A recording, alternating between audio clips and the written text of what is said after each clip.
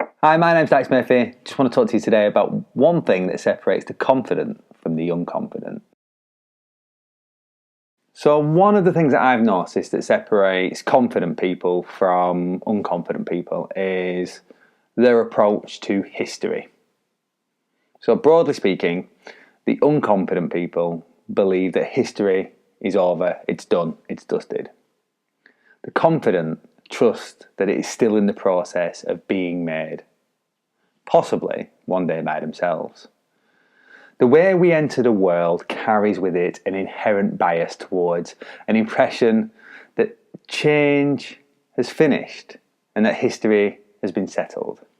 Everything around us conspires to give us a sense of the status quo is now entrenched.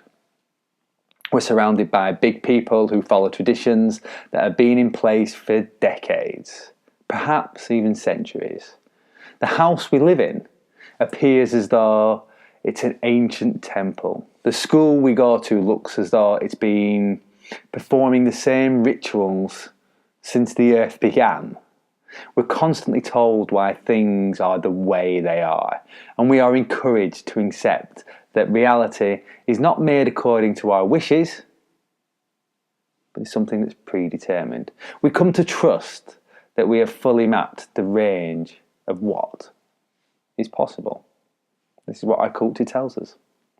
If something hasn't happened, it's either because it can't happen or it shouldn't happen.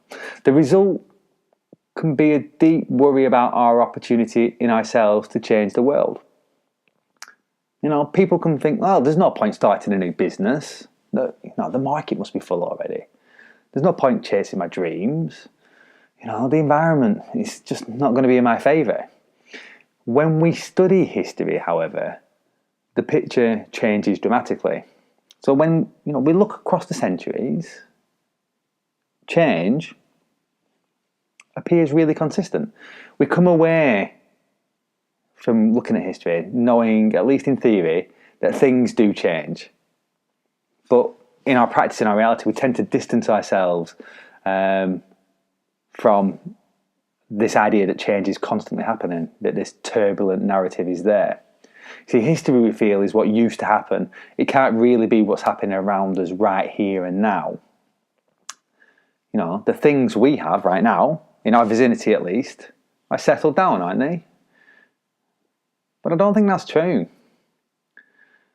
And the impotence of daring people, the dramatic alterations in values, revolutionary questioning, long-held beliefs, upturning of order, all that's still going on.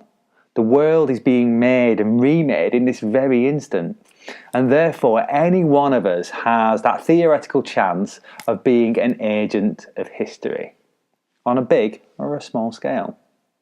The present has all the contingency of the past, and it's every bit as changeable. That shouldn't intimidate us. That should excite us.